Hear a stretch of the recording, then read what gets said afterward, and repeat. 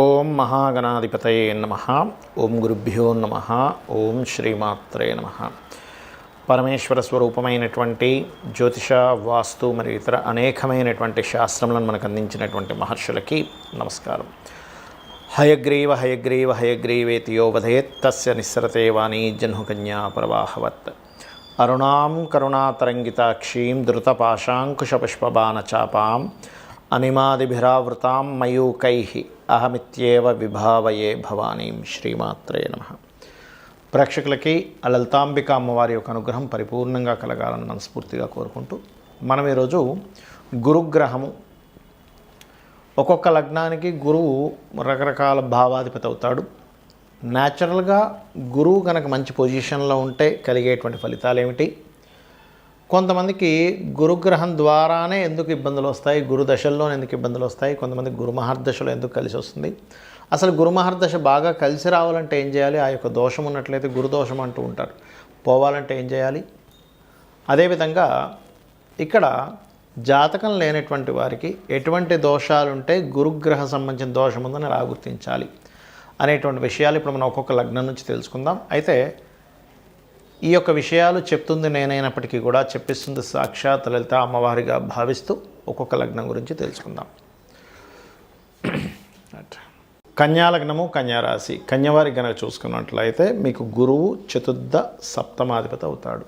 సహజంగా మనకి పరాశర సిద్ధాంతంలో గురువు పాపనే చెప్తారు, కేంద్రాధిపత్యం వచ్చింది కాబట్టి. అయితే ఇక్కడ ఈ పాపి గనక పాప ఫలితాలు అధికంగా ఇస్తే ప్రాపర్టీస్ కొనుగోలు చేసేటప్పుడు జాగ్రత్తగా ఉండాలి.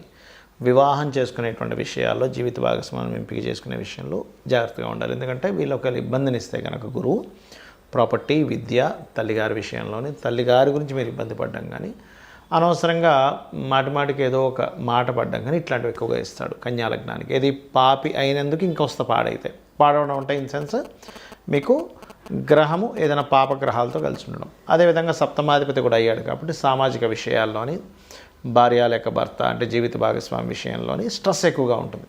కానీ ఇదే బాగున్నాడు అనుకోండి, రివర్స్ అవుతుంది ఎప్పుడు కూడా. అంటే పాపి కూడా శుభుడవుతాడు. ఇది ఈ ఫార్ములా గుర్తుపెట్టుకోవాలి, లేనట్లయితే పోతుంది. ఇక్కడ ఏంటంటే ఈ సప్తమాధిపతి అయినందుకు బాగున్నాడు, వీళ్ళకి వివాహం తర్వాత చదువుకోవడం జరుగుతుంది బాగున్నాడంటే, గుర్తుపెట్టుకోండి. పాప ఎప్పుడు పాప ఫలితాలు ఇవ్వాలని రూల్ లేదు.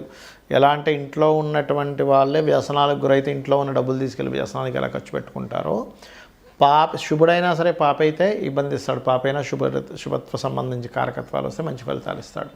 ఇది పర్టికులర్గా గుర్తుపెట్టుకోవాల్సిన అంశం. అయితే ఇక్కడ శుభత్వం వచ్చిందనుకోండి, ప్రాపర్టీస్ మూలంగా కలిసి రావడము, జీవిత భాగస్వామి వచ్చినప్పటి నుంచి కలిసి రావడం, ఇవి జరుగుతాయి. అయితే ఇక్కడ సరే ఇది పాపత్వం వచ్చింది, కానీ నేను నిజంగానే చదువు విషయంలో ఇబ్బంది పడ్డాను, లేనట్లయితే ప్రాపర్టీస్ విషయంలో ఇబ్బంది పడ్డానండి, వివాహ సంబంధించిన విషయంలో ఇబ్బంది పడుతున్నాను, సామాజికంగా ఇబ్బంది పడుతున్నాను మీరు అనుకుంటే కనుక నేను చెప్పేది ఒకటే, సింపుల్గా ఏం లేదు. మీరు గురువారాలు ముఖ్యంగా మీకు దగ్గరలో ఏదైనా ఆలయం ఉన్నట్లయితే అక్కడికి వెళ్ళి, దత్తాత్రేయ ఆలయాలకు వెళ్ళి ఏదైనా సేవ చేయండి. First point number 1. రెండవది, పొరపాటును కూడా గురువారాలు మీరు ప్రాపర్టీస్ కొనడం కానీ, లేనట్లయితే ఏదైనా విద్యా సంబంధించినవి ప్రారంభించడం కానీ, జీవిత భాగస్వామిని లేదా పార్ట్నర్స్ని ఎంపిక చేసుకోవడం కానీ చేయొద్దు. ఎందుకంటే సప్తమ స్థానం అనేటువంటి పార్ట్నర్స్ కూడా చెప్తుంది, చేయకండి. ఆ వారము లేదా ఆ హోరతోనే దాని కనెక్టివిటీ ఏర్పడుతుంది. ఈ జాగ్రత్తలు తీసుకుంటూ ఉన్నట్లయితే అన్ని విధాలా మీకు బాగుంటుంది. జయ గురుదత్త, శ్రీ గురుదత్త అనే నామస్మరణ చేయండి. గోవులకి అరటికాయలు తినిపించండి. ఇక్కడ కొంతమందికి గురుమహర్దశ వచ్చినప్పుడు కూడా ఇబ్బంది ఉంటుందండి. అర్థం కాదు, ఏమిటి గురుమహర్దశ మంచిదే కదా, శుక్రమహర్దశ మంచిదే కదా, లేనట్లేదు బుధుడు మంచివాడే కదా, శుభగ్రహం కదా అనుకుంటాం. కాదు, ఇక్కడ మీరు అర్థం చేసుకోవాల్సిన విషయం ఏంటంటే ఆ జూపిటర్ ఎవరైతే ఉన్నారో ఆ గురుగ్రహం సరైనటువంటి స్థితిలో లేదు.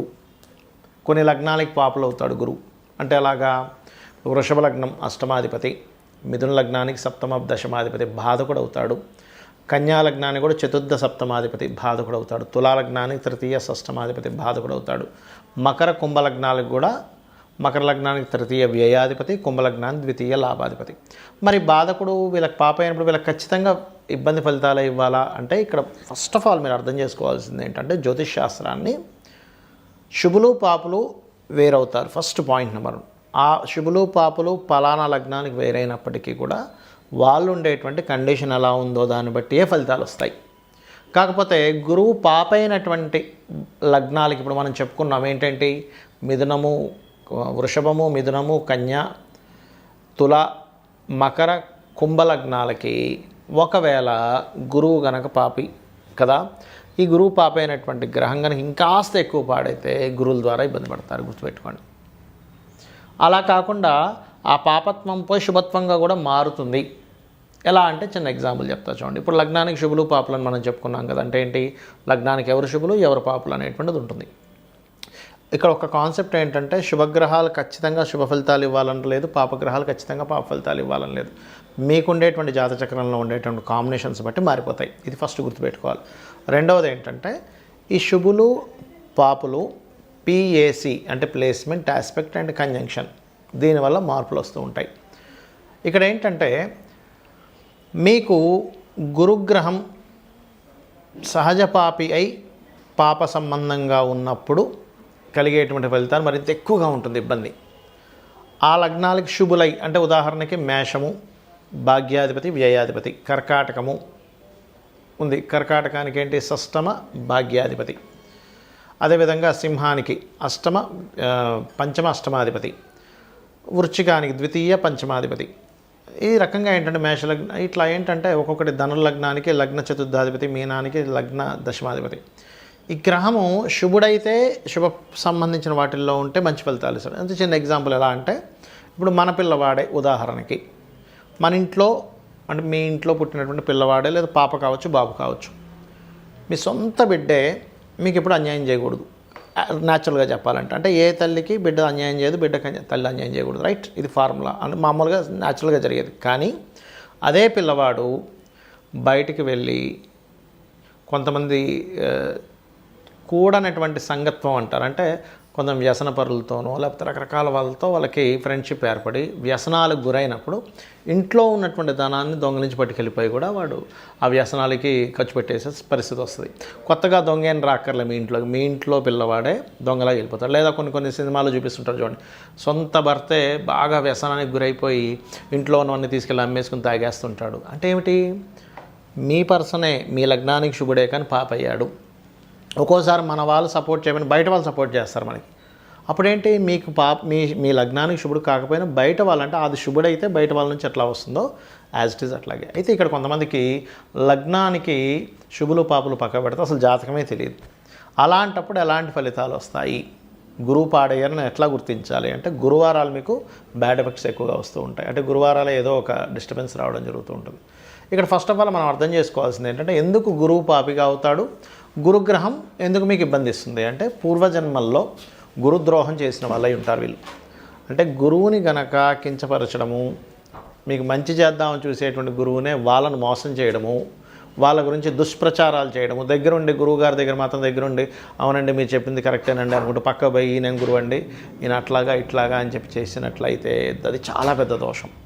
మీకు నచ్చలేదు పక్కకి వెళ్ళిపోండి, ఆయనకు వ్యసనాలు ఉన్నాయి లేకపోతే ఇంకోటి ఉన్నాయి, పక్కకి వెళ్ళిపోండి, సైలెంట్గా వెళ్ళిపోయి మీ పని మీరు చేసుకోండి. అంతేగాని అనవసరమైనటువంటి దుష్ప్రచారాలు చేయకూడదు. అలా అని మరి చాలా దారుణాలు జరుగుతున్నాయండి నేను దాన్ని బయట పెట్టకూడదా అని అంటే అప్పుడు వేరు. బాగా దారుణాలు కొంతమంది చూస్తుంటాం మనం, డేరా బాబాలని మనం చూసాము. అట్లాంటి వాళ్ళు ఎవరైనా సరే ఇబ్బంది పెడితే అది మీరు అక్కడ అర్థమైపోయింది సిచ్యువేషన్, అప్పుడు వేరు. అంతేగాని కొన్ని మనస్పర్ధలు వచ్చాయని లేనటువంటివి అవతల వాళ్ళకి ఏదో చెప్పేసి చేయడం మాత్రం కరెక్ట్ కాదు, గుర్తుపెట్టుకోండి, రైట్? అయితే ఇక్కడ మీకు గురుగ్రహ బలం ఎవరికైనా సరే పెరగాలంటే కొన్ని మార్గాలు ఉన్నాయి. ఏమిటది అంటే ఒకటి దత్తాత్రేయుడి యొక్క ఆరాధన చేయడం, అంటే జయ గురుదత్త శ్రీ గురుదత్త లేదా దిగంబర శ్రీపాదవల్లభ దిగంబర. గురుగ్రహం లోపించిందనుకోండి సంతానానికి కూడా ఇబ్బంది ఇస్తూ ఉంటుంది. అదేవిధంగా గోవుకి మనకి చూడండి అరటికాయలు అంటారు, అరటికాయల్ని చక్కగా తినిపించడం గోవుకి. దత్త క్షేత్రాలకి వెళ్ళడం, దత్త పారాయణం చేయడం, వీలున్నప్పుడల్లా కూడా మామిడి పళ్ళు అరటిపళ్ళు లాంటివి ఆలయాల్లో కానీ లేనట్లయితే బ్రాహ్మణులకు కానీ దానంగా ఇవ్వడం, ఇవి ఎక్కువగా చేస్తుండాలి. ఎక్స్పెక్టేషన్స్ అనేది గురువు పాడేయాలంటే మీరు అక్కడి నుంచి ఇంకేదైనా పొందుదామని చూస్తూ ఉంటే ఏమైపోతుందంటే అది రివర్స్లో మీకు ఇబ్బంది ఇస్తూ ఉంటుంది. కాబట్టి ఇది ముఖ్యంగా తెలుసుకోండి. సర్వసాధారణంగా గురువు ఏంటంటే శని రాహు సంబంధం మూలంగా పాడవుతుంటాడు, గురు చండాల యోగం అంటూ ఉంటారు. కొంతమందికి నీచభంగ రాజయోగం జరుగుతుంది మళ్ళీ గురువు ద్వారా, అది వేరు. అది సమ్ డిఫరెంట్ టర్మ్స్ అండ్ కండిషన్స్లో గ్రహాలు ఉండేటువంటి స్థితి బట్టి జరుగుతూ ఉంటుంది. అయితే ఇక్కడ మీరు అర్థం చేసుకోవాల్సింది ఏంటంటే గంధముతో గనక మీరు మూర్తి ఏ దేవతామూర్తిని పూజిస్తుంటారో గంధముతో గనక మీరు పూజించినట్లయితే మన శాస్త్రాల్లో ఉన్నటువంటిది ఏంటంటే గంధము ద్వారా పుణ్యం వస్తుంది. ఆ పుణ్యము మీరు పూర్వజన్మలో చేసినటువంటి పాపము మిమ్మల్ని ఇబ్బంది పెట్టకుండా అడ్డుకొని మిమ్మల్ని కాపాడుతూ ఉంటుంది. కాబట్టి మీరేం చేస్తారు, మీ జన్మజాతకంలో గురువు పాడైతే నేను చెప్పినటువంటి దానాలు ఇవ్వండి. శనగలు లేదా ఎల్లో కలర్ వస్త్రం కూడా ఇవ్వచ్చు. లేదా ఆ గ్రహం ఏ గ్రహాల ద్వారా కంజంక్టై పాడైందో ఆ గ్రహాలు కూడా ఇచ్చుకోవాలి. అంటే గురువు ఉదాహరణకి శనితో కలిసినాడు, శనికి ఇవ్వాలి. గురువు రాహుతో కలిసినాడు, రాహుకి ఇవ్వాలి. గురువు నీచబడినటువంటి కుజుడితో కలిశాడు, అప్పుడు కొంచెం కుజుడికి ఇవ్వాలి. ఎందుకు, నీచబడినటువంటి గ్రహం పక్కన ఉండడం వల్లే గురువు పాడైంది కదా. ఇప్పుడు ఎట్లా అంటే చిన్న ఎగ్జాంపుల్ చెప్తా చూడండి. ఇప్పుడు మనం ఊపిరి పీల్చుకుంటున్నాం, జలుబు పట్టేసింది బలంగా. ముక్కుది కాదు దోషం, జలుబు రావడం వల్ల మీకు ఊపిరి సరిగ్గా పీల్చుకోలేకపోతున్నారు. అప్పుడేంటి, ఆ జలుబును తొలగిస్తే ఊపిరి బాగా పీల్చుకోగలుగుతారు. అంటే ఏంటి, గురుగ్రహం ఏ గ్రహం ద్వారా పాడైందో ఆ గ్రహానికి చేసుకోవాలి. ఆ గ్రహానికి కనుక చేసుకుంటే ఖచ్చితంగా మీకు బాగుంటుంది. ఇంకోటి ఏంటంటే పాజిటివ్ థాట్స్. ఎప్పుడు ఎవరికైనా సరే సహాయం చేద్దామా, ఎవరికైనా గైడింగ్ చేద్దామా. మిస్గైడింగ్ చేయడం చేస్తే కూడా గురుదోషం వస్తుంది. ఎవరికైనా మిస్గైడింగ్ చేసాము, గురుగ్రహ దోషం, నెక్స్ట్ జన్మలో గురువు సరైనటువంటి సిచ్యువేషన్లో ఉండడు. ఎవరికైనా అనవసరంగా దూషిస్తున్నాం, గురుగ్రహం సరిగ్గా ఉండదు, వాళ్ళకి పాడైపోతుంది. ధర్మకార్యాలన్నీ పక్కన పెట్టి ఎంతసేపు అధర్మ సంబంధించిన వాడు ఇది చేస్తున్నాం, గురుగ్రహము ఇబ్బందిస్తూ ఉంటుంది వాళ్ళకి. సో ఇవి మీరు గుర్తుపెట్టుకోండి, నేను చెప్పినటువంటి పరిహారాలు చేసుకోండి. ఖచ్చితంగా అమ్మవారి అనుగ్రహము, ఆ దత్తాత్రేయుడి యొక్క అనుగ్రహం ఉండాలి. గురుగ్రహం బాగుండాలంటే గురువు అనుగ్రహం చాలా గొప్పదండి. ఎందుకంటే మీకు గనక గురువు, సరైన గురువు మీకు కలిసి ఆయన మీ మీద కనుక కరుణించినట్లయితే మీ పూర్వజన్మ కర్మలు చాలా తొలగిపోతాయి కూడా. కాబట్టి జయ గురుదత్త, శ్రీ గురుదత్త.